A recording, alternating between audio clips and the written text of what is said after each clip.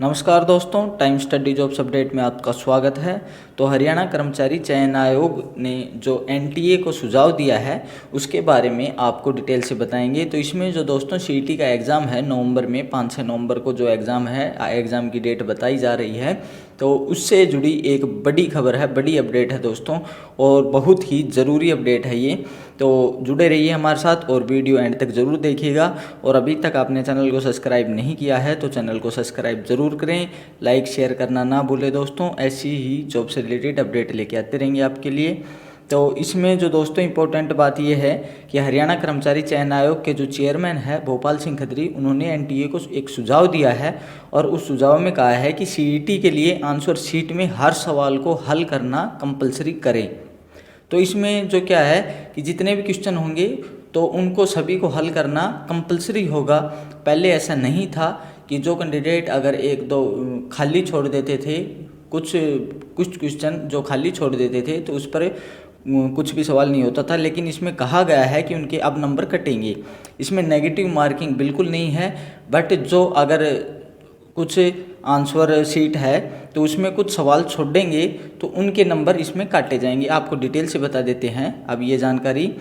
तो इसमें जो आयोग के अध्यक्ष भोपाल सिंह खत्री ने जो दैनिक सवेरा से बातचीत हुई है उसमें कहा है कि सीईटी 5 या 6 नवंबर को होगा। तो 5 से 6 नंबर इसकी डेट भी दे दी है, 5-6 नवंबर को सीईटी करवा दिया जाएगा।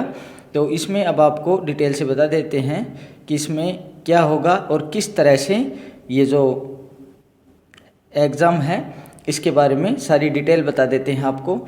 तो इसमें बताया गया है कि हरियाणा कर्मचारी चयन आयोग ने नेशनल टेस्टिंग एजेंसी जो एनटीए है, क्योंकि एनटीए ही सीईटी का एग्ज़ाम करवाएगी, तो एनटीए को सुझाव दिया है कि कॉमन एलिजिबिलिटी टेस्ट सीईटी के लिए आंसर शीट में हर सवाल को हल करना कंपलसरी किया जाए। अभी एनटीए का प्रस्ताव है कि हर सवाल के 4 विकल्प के बाद जो 5वां गोलधारा भी हो। यानी एनटीए ने एचएसएससी से कहा है कि इसमें जो ऑप्शन होते हैं तो 4 ऑप्शन होते हैं, उसमें 5 ऑप्शन हो। तो इसमें हरियाणा कर्मचारी आयोग ने भोपाल सिंह खत्री जो चेयरमैन है, इन्होंने बताया है कि जो विशेष बात में बताया गया है कि सुझाव दिया है कि इसमें 5वां विकल्प न देकर, यानी जो ऑप्शन है उसमें 5 ऑप्शन ना देकर 4 ही विकल्प दें, 4 ऑप्शन ही दें। तो ये तो ठीक है। कुछ इसमें किसी भी विकल्प पर टिक मार्क करना सुनिश्चित किया जाए, यानी हर सवाल का उत्तर देना जरूरी हो मगर सवाल गलत होने पर कोई नेगेटिव मार्किंग न हो। तो इसमें इम्पोर्टेंट बात ये है दोस्तों कि अगर क्वेश्चन पेपर में 95 या 90 क्वेश्चन आते हैं तो उनमें जो अटेम्प्ट करने कंपलसरी हो जाते हैं, 95 आएंगे या 100 आएंगे, तो जो भी है इसमें बताया गया है, आपको डिटेल से बता देंगे, सभी प्रकार की जानकारी आपको इस वीडियो में मिलेगी। तो इसमें बताया गया है कि जितने भी क्वेश्चन है उनको अटेम्प्ट करना कंपलसरी है, अनिवार्य है। अगर वो क्वेश्चन अटेम्प्ट नहीं करते तो उसके नंबर काटे जाएंगे, लेकिन इसमें नेगेटिव मार्किंग नहीं है। अगर आप गलत क्वेश्चन भी अटेम्प्ट करते हैं, यानी आप आंसर गलत भी देते हैं, अटेम्प्ट करते हैं और आंसर गलत देते हैं, तो उसके नंबर नहीं कटेंगे। अब और बता देते हैं आपको डिटेल से। तो इसमें नेगेटिव मार्किंग नहीं है। इसमें आंसर शीट में किसी भी प्रश्न का उत्तर रिक्त नहीं छूटेगा, यानी जो खाली छोड़ते थे पहले आंसर शीट, तो उसके जो उसे मद्देनज़र रखते हुए यह फैसला जो लेने जा रहे हैं, उन्होंने बताया है कि वह भी सुझाव दिया है कि अगर कोई उम्मीदवार चारों विकल्पों में से किसी भी विकल्प पर टिक नहीं करता है तो ऐसी स्थिति में उस प्रश्न का अंक काट लेना चाहिए। यानी अगर कोई अटेम्प्ट नहीं करता, एक क्वेश्चन भी जो खाली छोड़ देता है, तो उसमें उसका एक जो क्वेश्चन जितने नंबर का है तो वो अंक काट लिए जाएंगे। ये बात कही गई है इसमें। यानी अगर कोई उम्मीदवार किसी प्रश्न के उत्तर में टिक नहीं करता है तो उसका अंक काट लिया जाएगा। अगर भरेगा और उत्तर गलत होगा तो कोई अंक नहीं कटेगा। यानी अगर आप उसका जो क्वेश्चन का जो जवाब देते हो और आंसर शीट में वो भरते हो तो आंसर में या गलत भी होगा तो उसका नेगेटिव मार्किंग नहीं है, तो उसका कोई अंक नहीं कटेगा। उन्होंने बताया कि आयोग के सदस्य भी यही चाहते हैं, तो आयोग की भी इसमें सहमति है और ये सुझाव दिया गया है। और अभी जो ऑफिशियल कोई नोटिस आया नहीं है, तो जैसे कोई नोटिस आएगा तो आपको उसकी भी जानकारी दी जाएगी। अब इसमें जो सोशियो इकोनॉमिक के नंबर हैं उसके बारे में भी बता देते हैं आपको। तो आयोग के अध्यक्ष गोपाल सिंह खत्री ने बताया कि एनटीए से उम्मीदवारों के कुल 95 में से प्राप्त अंकों की जानकारी आयोग के पास आएगी। ठीक है, इसके बाद है इस अंकों में सोशियो इकोनॉमिक के 5 अंक आयोग जोड़ेगा। उन्होंने बताया कि अभी तो उम्मीदवार वन टाइम रजिस्ट्रेशन को जो अंक क्लेम किए हैं, यानी अभी जो आपने जो फॉर्म अप्लाई किया है उसमें अभी जो लगाए हैं उन्हें सीईटी के अंकों से जोड़कर स्कोर बना लिया जाएगा। फिर जब पदों के विज्ञापन जारी होंगे और उनके लिए आवेदन मांगे जाएंगे तो जनरल कैटेगरी के 50% और आरक्षित श्रेणी के 40% अंक प्राप्त करने वाले सभी उम्मीदवारों को आवेदन करने का मौका दिया जाएगा, मगर आयोग ने उसमें से पदों की संख्या से 4-5 गुना को लिखित परीक्षा में बैठने का मौका दें। अब ये इसमें 4-5 ये कह रहे हैं कि जैसे जो भी कैंडिडेट जो क्वालिफाई कर लेते हैं, जो रिजर्व कैटेगरी है उनके लिए 40% अंक हैं और जो जर्नल है उसके लिए 50% अंक है। इसके बाद जो भी क्वालिफाई करते हैं तो किसी भी पद पर जो दोबारा से जो आवेदन मांगे जाएंगे, अगर कोई वैकेंसी होगी तो उस पर किसी भी पद के लिए आवेदन मांगे जाएंगे तो उसमें से 4 या 5 गुना को ही लिखित परीक्षा में बैठने का मौका दिया जाएगा। उन्होंने कहा है कि हालांकि राजस्थान में 10 गुना तक को लिखित परीक्षा में बैठने का मौका दिया जाता है। तो ये तो दोस्तों इनका डिसीजन जो है वो बता दिया है आपको। और परीक्षा में बैठने का जो राजस्थान में है वो 10 गुना कैंडिडेट बुलाए जाते हैं। उन्होंने बताया कि आयोग का प्रयास होगा कि एक जैसी योग्यता वाले पदों के लिए एक ही लिखित परीक्षा आयोजित की जाए। तब उम्मीदवारों से आवेदन भरते समय उनकी पसंद पूछी जाएगी। सोशियो इकोनॉमिक के नंबर 2.5% मिलेंगे, यानी 2.5 नंबर मिलेंगे। अब ये दोस्तों इसमें जो आपको डिटेल है वो बता दी है कि क्वेश्चन छोड़े जाने पर अंक जो कटेंगे और अटेम्प्ट करने पर नेगेटिव मार्किंग नहीं है। तो ये एक जो नई ही जानकारी दी है एचएसएससी ने, क्योंकि ऐसा पहली बार होने जा रहा है, क्योंकि पहले तो कभी हुआ नहीं है किसी भी एग्ज़ाम में, हरियाणा के किसी भी एग्ज़ाम में ऐसा नहीं हुआ है। अब इसके बारे में एक दो बात और कर लेते हैं जो सिलेबस की है। तो सिलेबस में 25% पर्सन हरियाणा से संबंधित होंगे। सीईटी के कुल अंक 95 होंगे, यानी अब कितने नंबर का सीईटी एग्ज़ाम होगा उससे भी रिलेटेड बता दिया गया है। और साफ कहा गया है कि 25% जो हरियाणा जीके आएगी, क्योंकि पिछले जो एग्ज़ाम हुए थे उनमें हरियाणा जीके काफ़ी कम दिखाई दी गई थी। तो उसके कारण इन्होंने जो क्लियर किया है कि आयोग के अध्यक्ष गोपाल सिंह खत्री से पूछा कि क्या एनटीए ने सीईटी का सिलेबस बता दिया है। उन्होंने जवाब दिया कि एनटीए को बता दिया है कि कुल 100 पर्सनों में से 25% हरियाणा से जुड़े होने चाहिए।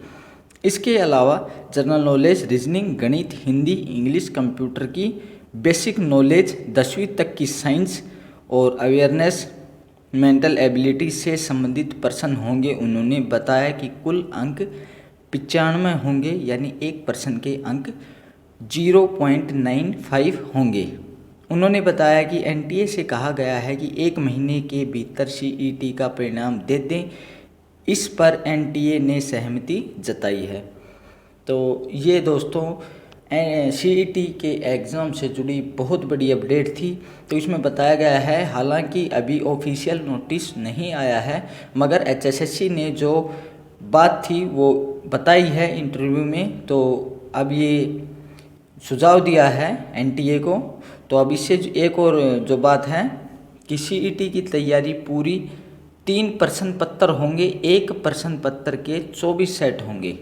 अब ये और देख लो आप कि किस तरह से जो एग्ज़ाम का आपको सिलेबस तो बता दिया है, अब इसमें ये और है कि एग्ज़ाम के कितने सेट होंगे, उस तरह की जानकारी और देख लेते हैं। आयोग के अध्यक्ष गोपाल सिंह खत्री ने बताया कि सीईटी का आयोजन एनटीए को करना है, इसलिए प्रश्न पत्र, आंसर शीट का प्रकाशन, ट्रांसपोर्टेशन, इन्विजिलेटर, सुपरवाइजर और परीक्षा केंद्रों पर बायोमेट्रिक और आंसरिंग सीसीटीवी कैमरे व अन्य प्रबंध एनटीए का होगा।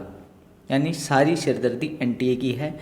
एनटीए तो आयोग को अंतिम परिणाम की सूची देगा। उन्होंने कहा है कि परीक्षा केंद्रों की फिजिकल वेरिफिकेशन लगभग पूरी हो गई है।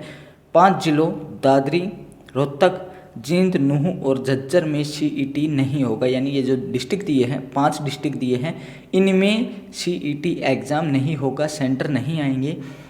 और ये ज़िले हैं दोस्तों दादरी, रोहतक, जींद, नूंह और झज्जर। तो इसमें बताया गया है कि उम्मीदवारों को फिर 300 किलोमीटर दूर जाना होगा। और भोपाल सिंह खदरी जो चेयरमैन हैं, उन्होंने बताया कि महिलाओं और दिव्यांग उम्मीदवारों को प्राथमिकता दी जाएगी, अन्य के लिए तो कंप्यूटर ही रैंडमली परीक्षा केंद्र का चयन करेगा, इसलिए उम्मीदवारों को 300 किलोमीटर दूर जाना पड़ सकता है। उन्होंने कहा है कि 5 और 6 नवंबर को 4 शिफ्टों में सीईटी आयोजित होगा। तो ये दोस्तों 5 और 6 नवंबर को जो 4 शिफ्ट है, एक दिन में 2 शिफ्ट करवाएंगे, तो 5 और 6 नवंबर को 4 शिफ्टों में जो सीईटी एग्ज़ाम है वो करवा दिया जाएगा।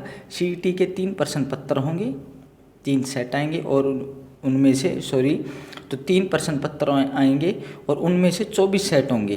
तो 3 जो क्वेश्चन पेपर आएंगे वो तैयार किए गए हैं। एक प्रश्न पत्र के 24 सेट बनाए हैं, क्योंकि एक परीक्षा केंद्र में 24 उम्मीदवार होते हैं। इन सभी के पास जो प्रश्न पत्र होगा उनमें प्रश्न ऊपर नीचे होंगे। उन्होंने बताया कि अगर किसी परीक्षा केंद्र पर लगे कि कोई प्रश्न पत्र लीक हुआ है तो बचे 2 प्रश्न पत्रों में से कोई भी प्रश्न पत्र दिया जाएगा, ताकि परीक्षा रद्द न करनी पड़े। यानी तैयारी अच्छी कर रखी है इन्होंने।